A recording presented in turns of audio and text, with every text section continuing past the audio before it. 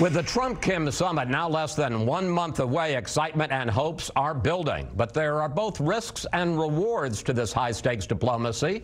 And we want to discuss that with Admiral Mike Mullen, former chairman of the Joint Chiefs of Staff under Presidents Bush and Obama. Admiral, welcome back. Good to be with you. You just heard Secretary Pompeo, and President Trump is also talking with growing optimism about his summit with Chairman Kim. Take a look. I think it's going to be a very big success. But my attitude is, and if it isn't, it isn't, okay? What do you think are the prospects for a Trump-Kim summit? What are the prospects that this will work out, that Kim will give up, as you just heard the Secretary say, give up his nuclear program and agree to give us means to verify it? I think it's really uncertain. I want to give President Trump credit for getting to this point.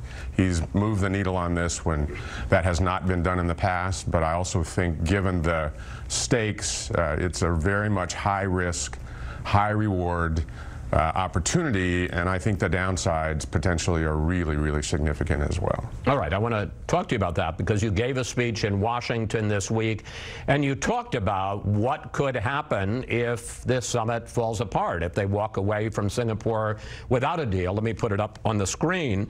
If the talks do fall apart, excuse me, you didn't cough, I did. The failure is likely to stir the president's most bellicose, aggressive instincts. Are you saying, Admiral, that if there is no deal, that we could be worse off than if there had been no summit in the first place? I think what I'm saying is if the talks fail, that the likelihood of options are dramatically reduced to potential conflict. And that's a huge worry. I think despite the progress that's been made to try to understand Kim Jong-un, there's a lot we don't understand. And that he would be significantly different from his father and his grandfather to make the kind of changes that are being discussed would be a huge, huge shift. And I'm more skeptical than I am optimistic that he would do that. That said, it could happen, but I do worry about the downside of conflict breaking out, where tens and hundreds of thousands of people, particularly in South Korea, could die very quickly. And Kim has a huge arsenal to include nuclear, chemical, biological weapons, and that the outbreak there could be huge. And I don't know that we've had much of a debate in the country about the potential outbreak of nuclear war, use of nuclear weapons, which haven't been used since 1945. But you have said, you're on the record as saying that you do not believe in the feasibility, the utility of trying to contain North Korea, that we can't live with North Korea as an active nuclear threat. So if this agreement were to fall apart, what would you have President Trump do? Well, I mean, I'm not really sure. Those are the stakes that we're playing for right now. I really want this agreement, or I want the result to be denuclearization complete, exactly what the president's seeking, and also not have any outbreak of war. That's a pretty thin lane to get into, particularly if the talks break down. I also think we need to put as much pressure on China to ensure that there is no combat outbreak, and certainly include our allies in Japan as well as the South Koreans in generating this kind of outcome. What I'm most concerned about is if this doesn't result in a positive outcome, the potential for, I think, military conflict goes up, and therefore you get into whether or not he would use the nuclear weapons. Do you think, I mean, the question I have is, would we be better off, because you're saying if we get together and it falls apart, then there's not much more to talk about. Would it be better not to have the summit? Are you suggesting that maybe we're doing this too quickly? Well, I think actually that's a hypothetical at this point. I think we're going to have it. It's another 30 days. There's going to be 30 days of prognosis about the pluses and the minuses here, but I am convinced it's going to happen, and I want to try to I want to try to understand what potential outcomes could be, both on the upside and the downside. Let's turn to Iran and President Trump's decision to pull out of the nuclear deal with Tehran. Here he is.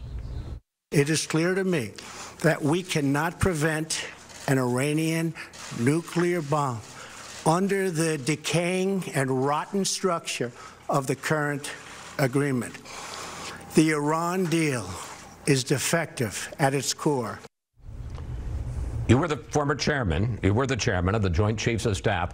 With the president's decision to pull out of the deal, has the risk of Iran developing a nuclear weapon, has it increased or diminished? I think it's increased. I think it's actually increased fairly dramatically. I think one of the things we forget is how bright and capable the Iranians are, and that they can rebound from setbacks pretty quickly technically, and I think their capability could be developed very, very rapidly.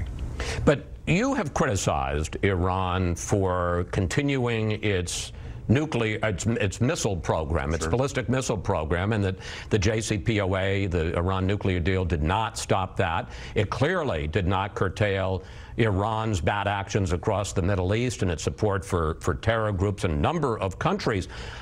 Aren't there flaws in the deal that President Obama and John Kerry negotiated that had to be addressed? I think we lose the context, if you will, of the JCPOA, which was very specifically focused on the nuclear weapons. And those weapons are so devastating that that focus, I think, was very well deserved. The other thing that I'm concerned about is if Iran gets nuclear weapons, that it will proliferate nuclear weapons in the region. So that's one thing. Secondly, we ought to press them as hard as possible to push back, bring as much pressure on their nefarious activities with respect to terrorism and support of terrorists, as well as their missile program, and do that with every available capability. And Iran has not acted well since the implementation of the JCPOA outside its requirements.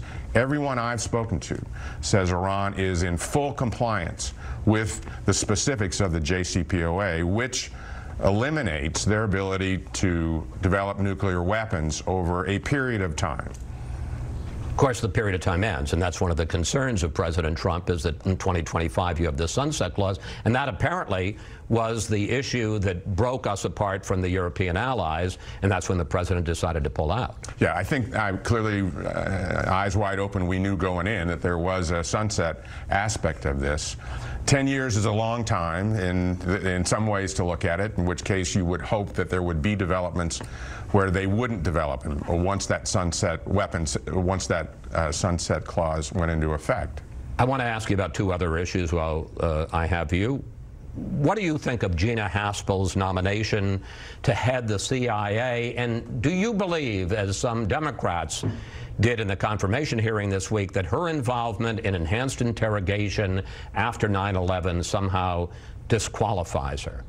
I've aligned myself with John McCain, Senator John McCain, for a long time on views of torture and what the standard is. He is the gold standard there, so I'm very supportive of the position he's taken in that regard.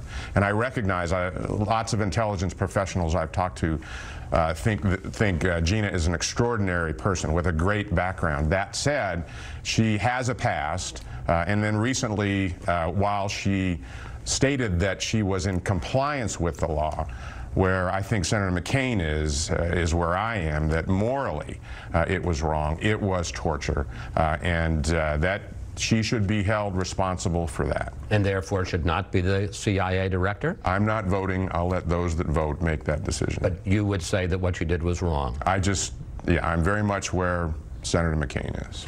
I'm sure that someone is going to note after your appearance here that back in 2016, Michael Bloomberg considered running for president, and he at one point vetted you as a possible running mate. So I'm sure someone's going to say, and I want to give you an opportunity to respond, hey, you're a never-Trumper. No, I'm not. Actually, I'm not a never-Trumper. Never said that, and worked hard to try to stay out of the politics of all this, quite frankly. And so what is your attitude towards the president and the fact that you apparently were thinking of running with Michael Bloomberg?